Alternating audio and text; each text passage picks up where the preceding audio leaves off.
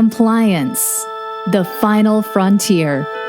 Tom Fox is the voyager of trekking through compliance. His mission? To explore the original series and seek out and share what it can teach you about compliance. Here's your host, Tom Fox.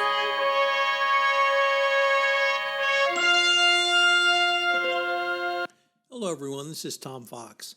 I'm going to be doing several follow-on podcast special series based upon my summer series of Trekking Through Compliance. Today, we start a 5-part podcast series on some of the science around Star Trek. In this exploration, I'm joined by my good friend Ben Locwin. Ben is a healthcare futurist, and he's also an astrophysicist, so he's uniquely situated to talk about the science of Star Trek. We had a lot of fun producing this series, and I hope you will enjoy it, listening to it as much as Ben and I did bringing it to you. In this episode 1, we take a look at the episode Mirror, Mirror, and use it to discuss transporters. Hello, everyone. This is Tom Fox, back again with Ben Locwin for our 5-part exploration of some of the science issues from Star Trek, the original series. Today we're going to take up 3 episodes because they present 3 different uses of the phaser. So we're going to look at the episode City on the Edge of Forever, where a person picks up a phaser by mistake and self-immolates themselves. We're going to take up the episode Where No Man Has Gone Before, which is the only example of a phaser rifle utilized, and then a piece of the action.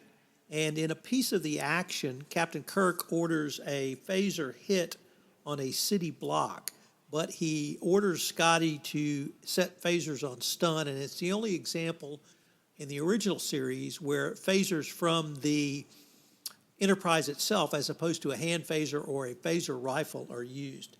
So Ben, first of all, welcome back. So Ben, thank you, Tom. Thanks for hosting me. Every kid has, certainly in my generation growing up, we had a phaser. We had phaser pistols, we had the small phasers, we had Type 2 phasers. For those Star Trek original series geeks out there who knows what a Type 2 phaser is. A couple of us had phaser rifles, but not too many. Why don't we see people stunning each other on YouTube by using phasers today? That's a good question. I think principally it comes down to the main problem with phasers or any sort of laser weapon is air. So you've got to get around this so-called ionization problem. And what that means is anytime you create something that would be the proxy of a phaser, you're using high-energy electromagnetic waves that you're shooting. And typically, like a handheld pen laser, these are what's called collimated, so you have all the wavelengths lined up. It's typically in a particular slice of the electromagnetic spectrum, and it's also very high power if you want to use these to either stun or to damage a target. And so what happens is if you try to create these, the difficulties that have been encountered by researchers doing this, including for the defense industry currently, is in order to hit a target, you need to pass through a column of air. So between the phaser muzzle itself and your intended target, there exists, an arbitrarily large amount of air. And as the high-energy beam passes through this air column, it essentially ionizes this into potentially a super hot plasma. And in doing so, you're essentially losing all the damaging or stunning power of this phaser into the atmosphere. So by transforming and heating up the air column, you've lost all of the directed energy that you're trying to hit the target with. So right now, that's a tremendous challenge, a challenge that's still being faced for military development of these, and also the reason why it's not very easy to create something like that for handheld use. Ben, what's the difference between a laser beam and how phasers are portrayed in Star Trek? Well, I think the way phasers are portrayed in Star Trek, you've got a beam that's carrying some sort of energy to its target of a particular wavelength. Now we can see it, so at least some portion of this that they're drawing on the screen, of course, for the special effects, has to be in the visible spectrum. In a lot of cases with laser weapons that are being pioneered now, many of them are directing energy in the infrared portion of the spectrum, so between about 0.75 to 1,000 microns is the wavelength of infrared. And essentially, if you're using a laser device like that, you have a very high energy beam at a very small wavelength. So you don't have a lot of energy being wasted across other spectra in the electromagnetic spectrum, which should be directed at the target. So a good analogy for this is like the old incandescent household light bulbs. And I say old because they feel old now because we have LED light bulbs that everyone essentially has been mandated to buy.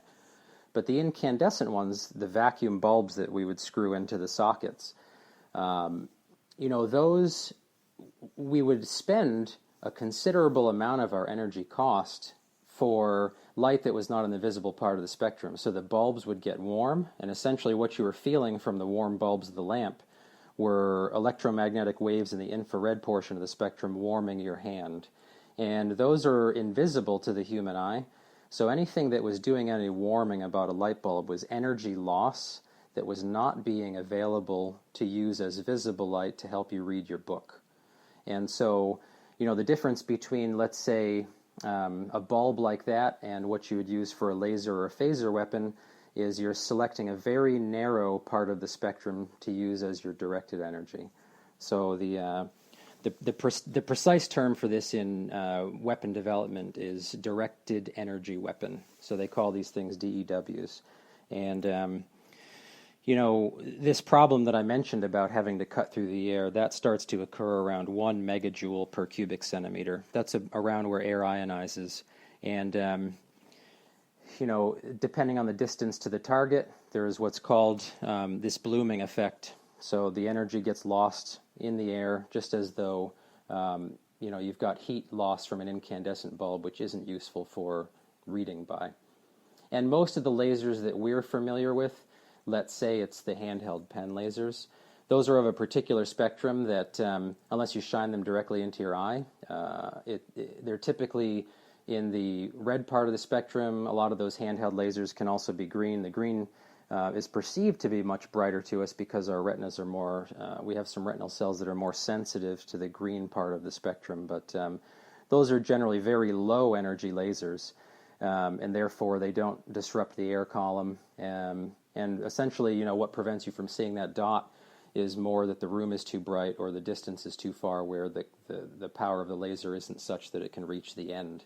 But as far as the phasers that are used in Star Trek, it appears to me watching the episodes that there's some sort of momentum transfer and heat and energy transfer, so there's a lot of energy being carried through the air which doesn't seem to be disrupted by the phaser weapons. So I would call it junk science. And one of the things we really did not see in Star Trek, the original series, was a defense to phasers, whether it be personal body armor or other. Typically, the only entities or beings that could take a phaser hit, if I could use that colloquial phrase, were ones that tended to absorb the energy, which I think was the basic premise behind the shields on the ship, on the Enterprise. Is something like that even feasible as well? To absorb the energy, you mean? Yes. Yeah, in fact, that's something that China's been working on very diligently, is protective skins against lasers that, for example, the United States may use during warfare.